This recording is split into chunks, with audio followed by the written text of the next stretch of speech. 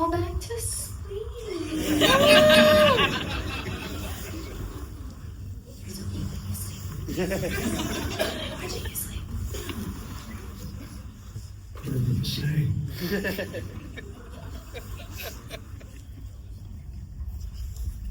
Hello, everybody. How's it going? Yeah.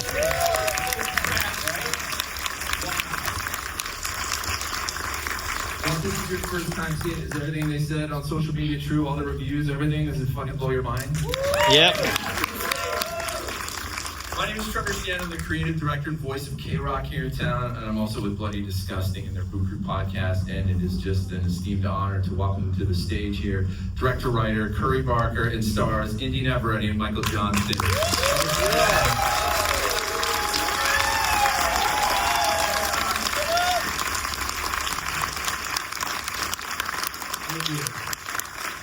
Girl who's been texting you for weeks and weeks. So sorry about that. It's funny, we were doing press and I had done the thing and my phone was blowing up and blowing up and blowing up and I started to be like, oh my god, who is this? It was Nikki. When did you do the recordings for the video game? When did you do that? You don't remember? Whatever. I think I actually take it from the movie, but I did the recordings for the, it's not AI, first of all. It is me. Thank you very much. I don't think you can So online escape. No, I'm not, I don't look at a lot of comments, but I saw one that was like, this must be AI. Because I also did something in a mall where I was supposed to scare people, and I swear to God, this guy walks by and goes, fuck AI. And I was like, oh my God, I got a baseball cap. But yeah, I recorded it in a hotel. It was so much fun because I had such fun playing Nikki to go back to like, why are you texting me back? It was so much fun. I think the last time we saw something close, it wasn't exactly like this though, but when Terrifier 2 came out and there was this whole, boys gotta go to the theater experience Terrifier 2, but it was not like this. There's something different about this, and audiences want to witness this together. And the energy around this feels more emotional than transgressive. It's not just go for the shock. It's go because I felt something and you have to see this and I want to watch you experience it like I did. What created that distinction, do you think? Well, I think it asks a lot of questions. I like to think of this movie as like a really cool would you rather question. And people don't really think about it, but like, Bear is kind of put in a pretty crazy, I mean, he put himself in it, but there's only two really options for him. There's a way out, which you kind of see he kind of goes for at the end, or he just stays with her. So it's kind of like, which one would you rather? And the conversation of like, what exactly is the right thing to do in that situation if there's no way to fix it. We could have made this movie about him going down a rabbit hole and trying to figure out how to fix it and stuff, but I don't know if there is a way to fix it. There's no taking back the wish, so.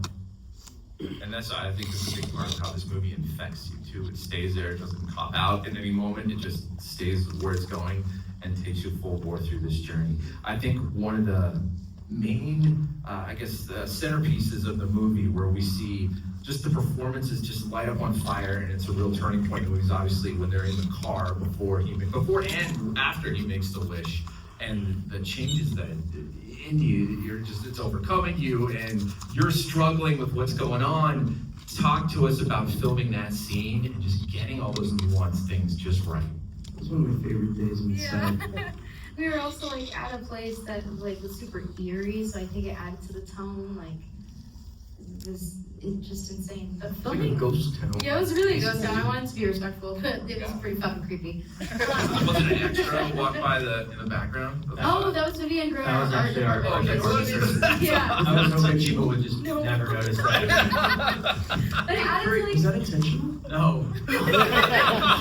She just walked past and I was like, oh, well, there's an extra. Just looked up that A good old neighbor. Exactly. But It was so much fun. Like, we had shot everything in the house first, so I had done Wish Nikki first, and then we kind of started entering into this feeling of like who Nikki was beforehand, and I feel like I had a good idea about her, but I was super excited to do what's going on? Like those moments were so exciting for me, and especially since Curry's really in love with like the mind and how long it takes somebody to register things. So I remember having conversations with him of, you know, we don't want to linger it for too long. We kind of want to have it there so the audience knows what's going on, but then take it away really quickly. Like it's very specific. Like it's a timing thing where she was just inside the house, the wish was made, the wish brought her outside, but she was just inside. So wait, what's going It's like, on? wait, where was I? It's like you pop back in Yeah, and you were confused because you were just inside. Now Yeah. you're outside. And now I'm outside? Yeah. What's going on? And then the wish is trying to manipulate him to do anything to get inside of his car, to get him, because she's trying Changing to tactics. get, changing tactics of like, I'm so sorry, but my cat just died. Your cat just died. I mean, that's so weird, huh? Like that, like she's trying different things. So Nikki, at the very beginning of the film, whenever the wish is made, is doing everything humanly possible to go home with this guy, to like be in love with this, because she's like, she realizes the place that she's in, which is like friends, and she's trying to do everything humanly possible to get there. But we played with this idea, I'm gonna say it really quickly, but we played with this idea of like, does the real Nikki know what's going on? And we played with the idea in the very beginning where it's kind of like the wish is so strong that it's almost like she's teleporting. So every single place that she was right beforehand, whenever she was her, is where, like if she goes from, is the last memory that she has. But then kind of throughout the film, she's like fighting and she can see what's going on. She's fighting, and the tenacity that she has and the ferocity and like her pain of like, no, she's asleep. Like, please just kill me. Like, I know what's going on. Like, this sort of thing, like help me. So it kind of like gets different, but in the very beginning, she has no idea what's going on, which is why she's popping back and being like, what's going on? Michael, when you're watching and reacting to what she's doing, is she pushing you in ways that you didn't even necessarily prepare for once they call action? Well, you know, I know what's in the script, but I rarely actually saw it. These two worked a lot on the faces and voices and movements, and most of that was done while I wasn't there. I spent my time focusing on my character and his perspective. And so, yeah, sometimes maybe like when we would start, sometimes when we would start filming, thank you so much. We would start filming like a scary or interesting scene for the first time. I'd be like, whoa, holy shit. So there were genuine reactions of holy shit. But the other thing that was just really fun to watch is like we shot this movie, like most movies shoot out of order, but we shot in the most difficult order you could probably possibly shoot this movie. It was so insane. I mean, it was just because we had this house, and we had to shoot out the house. We had only a certain amount of days at Bear's house. And so think about all the scenes that take place at Bear's house. There's scenes in the beginning, there's scenes at the end. And not only that, we had to shoot out certain rooms. So like if it was a scene that took place in the living room, we were gonna shoot all that stuff first. So any scene that took place in the living room, putting like all the beginning stuff and then all the crazy stuff at the end, we were like shooting that first. It was weird because we shot like the ending, and then we were like, all right, we have to go shoot the whole movie now. Yeah. So we shot the finale of the movie, and then we were like, oh, now we have to shoot the rest of the film. And it was kind of like you guys hadn't gotten to know your characters as much. It's really a challenge to like. Yeah, but what I was gonna say is what you did a lot is you did each wild thing that Nikki does with varying levels of intensity. We did that often to have options in the edit. So it was really fun for me to just react to all those different things. And then I heard their shorthand, it would be like, all right, this take, bring it to like an 11. Okay, now do it at like a 7. Now do that at a 3. And it was so much fun. Like, it was so much fun to watch the movie for the first time because I didn't know how crazy certain things would get. Also, I had no idea how funny this movie was. Like, very seriously in pain this whole movie, right? And like, I had no idea. I felt secondhand embarrassment watching people laugh at his expense. I was like, oh, damn. It's interesting you said you shot it kind of out of continuity. When I kind of noticed that night when she's asking you to kill her, Vera really it makes a decision that it's like a character shift for that point on in the movie, and all of a sudden the bad guy kind of comes up, right? Our audience perception shift. Yep. How did you manage to navigate that, filming that stuff first? I was so focused entirely on Bear's desire to get this girl of his dreams as a way to avoid all the pain in his life. Like if he's paying attention to his grandma's past his animal, I mean, your cat, you've all just seen the movie, I'm like, spoiler. So I'm just like really focused on what he wants, trying really hard not to judge him, because there's good in him. I think he loves his friends, but at the same time he makes these horrible decisions as well, really horrible decisions. But I couldn't judge him. I had to just, I just think like this is what he wants more than anything. In that moment in particular, you're right. He makes a choice that arguably you really can't come back from. But even in that choice, I found the humanity of like, well, it's like he's in so deep, there's nothing he can do. It was just a complete and utter avoidance. I don't think he was thinking like, fuck Nikki, like I hope she's in pain. No way. I think he was just like maybe a coward, or just so invested in this future that he wants. I mean, selfish, that's the word. He's the writer, that's lack of empathy. Yep, just so selfish. He's literally just not thinking about her. He's only thinking about himself, and that's horrible. But like, I feel like even still, some people can relate to being selfish. We've all been selfish, just unfortunately, we're really, really selfish. I want to just touch back on that car scene one more time, because I think that's when the audience first falls in love with both your characters. And you just light up the screen, and you kind of light up our hearts at the same time. But Nikki, the way the way you're playing in that scene is like you've got a secret. Oh, beautiful. Okay, yes. So, they're not to compare it to, because this isn't exactly. Actually, well, okay. So, we played with this. We played with this idea. I think that was actually just me not thinking correctly. No, I thought maybe. Yeah, I actually thought you were doing a freaking Nikki bit. No, I actually, oh my God, words. Okay. Whenever we were in the car, and Nikki's intentions are really confusing, right? So it's like, does she like him? Does she not like him? Whenever she's like, tell me right now if you like me or not. And he goes, no, we're just friends. It's like, is there a disappointment? Is there not? And that's kind of the point, is because the whole movie is from Bear's perspective. Bear has no idea the way that Nikki actually feels about him.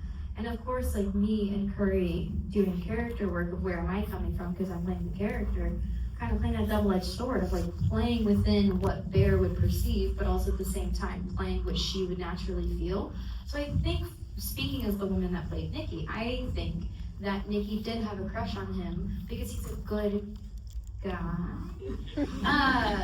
in the beginning, and like it's not Ian who she's been hooking up with, and she talks about the difference between love and romance, and how she doesn't want to be stuck anymore. She's such a free bird, and like she wants to go, and like she can only have these conversations with Bear, and of course that creates intimacy. So there's just so many things that are kind of left up in the air, but that's kind of the point, is because it's from Bear's perspective. We're not supposed to know.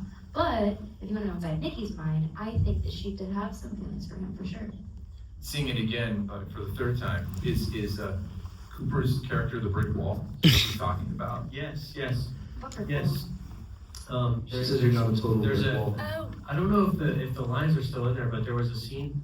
There was a scene at the trivia bar where Ian tells Bear that he saw Nikki crying in the break room that day, and we don't know why she was crying in the break room. And the reason she was crying in the break room was because Ian had just cut things off with her.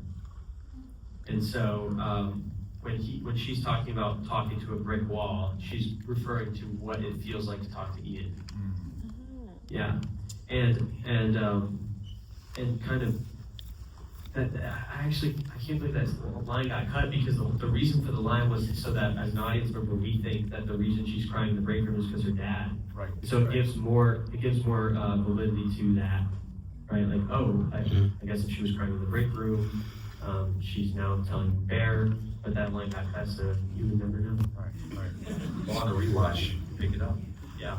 Another thing that Ian says at the beginning of the movie that just kind of resonated with me is he establishes time right as a presence almost, and then we go to the cat clock, and then all of a sudden, as a viewer, I became hyper aware of time. And the first night they're sitting on his bed, his his alarm clock, we look at, doesn't change. It stays on 55 and it's all fucked up. I don't know if that has anything to do with it, but is there any, how does time, what does it have to do with your world? Well, when you hear Ian at the diner, he's trying to talk Bear into like not asking her out tonight. Like just it's trivia night. Like don't do it.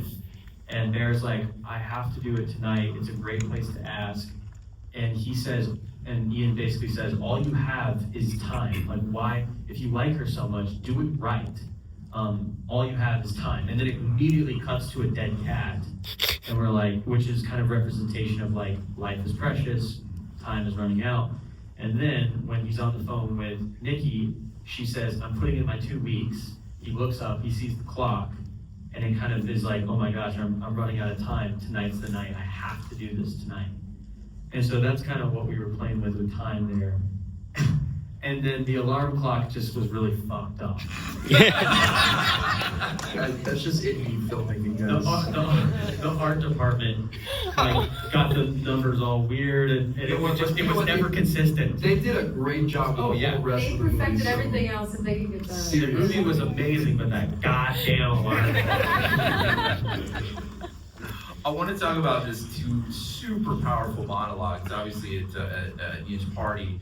We get this crazy, it's like a Gretel and Hansel, messed up Gretel and Hansel story, something like that. There was that one, and then the death monologue in the doorway. Two incredibly powerful moments, and this is when, those are moments where I know throughout this movie the audience tends to laugh at the uncomfortableness of some situations because it's better than being scared sometimes. But in those two situations, you can hear a pin drop. And I just want to know what, I guess, of writing it and then performing it and then being there while watching her deliver this.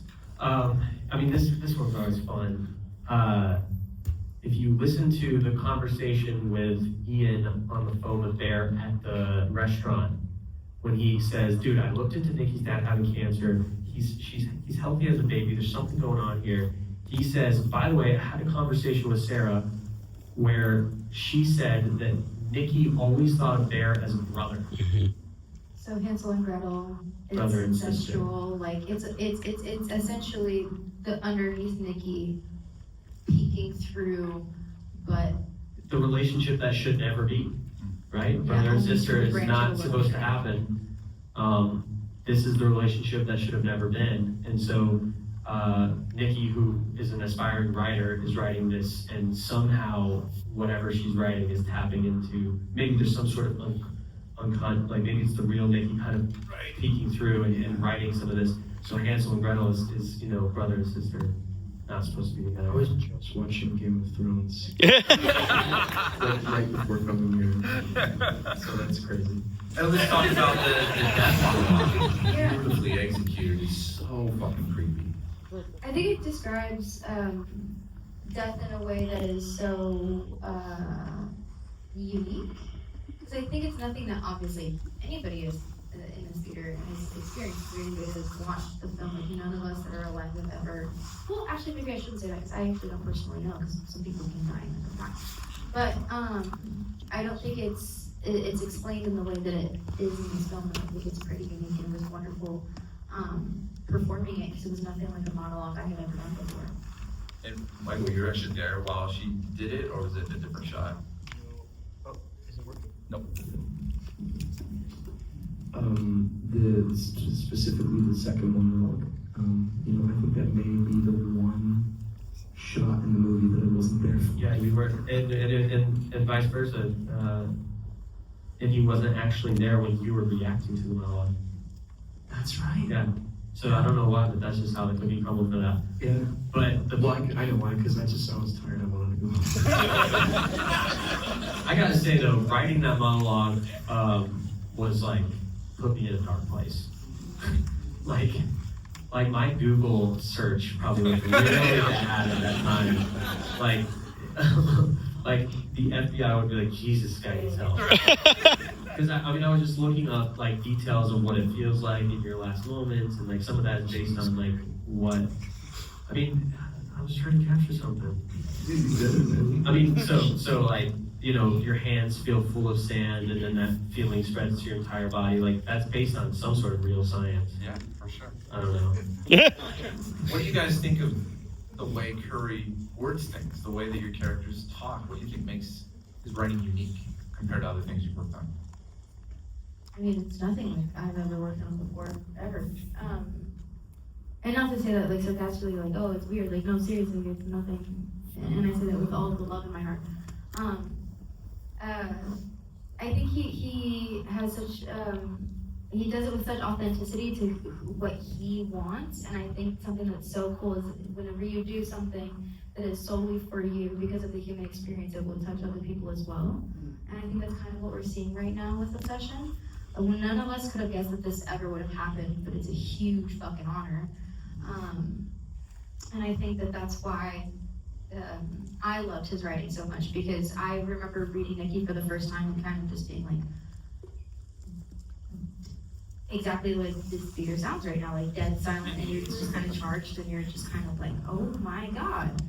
But I couldn't wait to do it. I think it's very unique, and I think that he's very creative. He's very specific, and he's unlike anybody that I've ever met before. Michael, thanks. The poetry of his writing. I mean, I feel like, let's see, I've worked on a handful of things, and some directors, especially directed writers, are like very like read the words on the page and that's it, and don't ask any questions. I actually really appreciate how, I mean, I love the story when I read it, and I love that I connected with the character. That's the most important thing for me when I'm looking at a roles of life. And I connected with Curry. We were on the same wavelength about the kind of movie that this should be.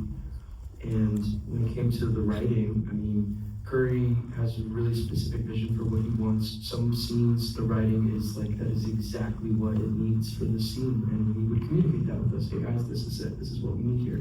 And in some scenes where there was a little bit more room for exploration, specifically a lot of the scenes where we're kind of working out the levels, how intense we want the scene to be, he was like, try stuff. And it was that kind of combination that I think made this film so unique.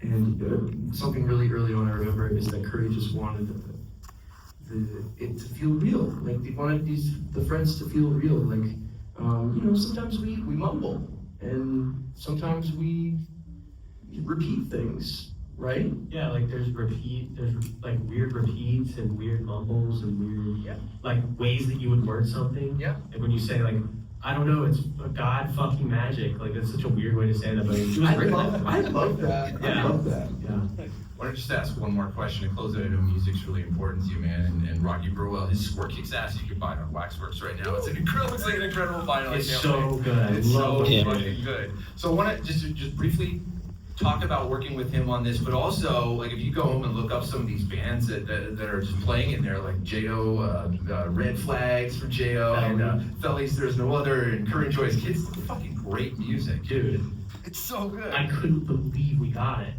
Really? Oh my gosh, I mean, I basically told Capstone when I was editing, I was like, listen, I'm just gonna put every song I want in here, and I know we're not gonna get any of them, but I'm just gonna put them in.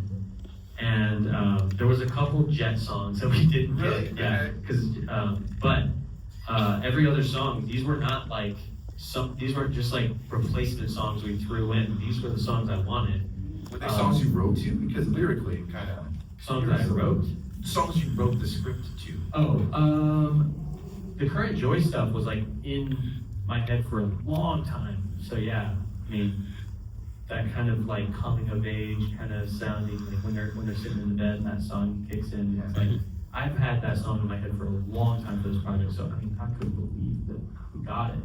And then Rocky, I mean, we had so many conversations about the liminal space, kind of like this eerie, kind of nightmarish type of score with these, we call them trains. We worked so much in the studio that we just came up with lingo, these things like, with these like kind of like these, we call them trains because like the changes in pitch as it goes down, it sounds like almost like a horn of a train. And it was just, I mean, I'm working with him again on my next movie, so it was a great experience.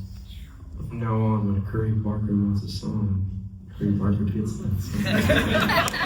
Oh, and one thing I wanted to mention, I mean, we're all so lucky to live in the Burbank area, is that there is a place that you can visit to recreate a moment in the film. Yep. There's so many. We shot the whole thing in Burbank. Seriously. Yep. You guys know the Vons with the handles? Like on Barham or whatever? Yeah. Like Yeah. there's Vons, and then there's the handles they opened up, and there's a Starbucks there. There's that little bar right there. I don't even, what's it called? What's the name of Moz. it? It's called Moz. Rogues Tavern. Rogues Tavern. There you go. Good That's the trivia job. bar. It's closed now, though. They They just closed closed it down? in February because they're moving to North Hollywood. Sorry. I went to try to like go for this Half scene. of I was like, locations it are was gone. right there. So the music store. This is a nice store stage. is down. Yeah, the nice One of the stage. houses burned down. That was Little Tony's. Did it really? No, unfortunately, I mean, this isn't a laughing matter, but like, unfortunately, in the Palisades fire, the house that I go, it's not me, is unfortunately, it's no longer there, burned down. Yeah, Ian's house it Yeah. burned down. This is like a cursed movie. Because- Destroyed all Burbank. Castle's Music was the It's music done. shop that we worked in. Oh It was my fully functioning God. business when we shot there. And it's completely closed down. After like 80 years. Yeah, after 80 The years. diner? The diner was remodeled. What Yeah. diner was it? The restaurant. Like, oh, you mean The Little diner. Tony's? Yeah. The No, diner. Sorry. yeah, Little Tony's, which is a really not good Italian restaurant that's in North Hollywood. Like, you guys know Little Tony's? Yeah. Yeah. Have your nice days. Yeah, that's where she goes. No, which is becoming such a meme. It's like gonna like line My up the favorite whole thing deck ever- now. Yeah. I know exactly It's what like a booth it is. set. Really? That's Yeah, I'm going. Yeah. I'm going. All right, we're giving the rap signal here, guys. Yeah, we gotta Thank go. you so much, you guys.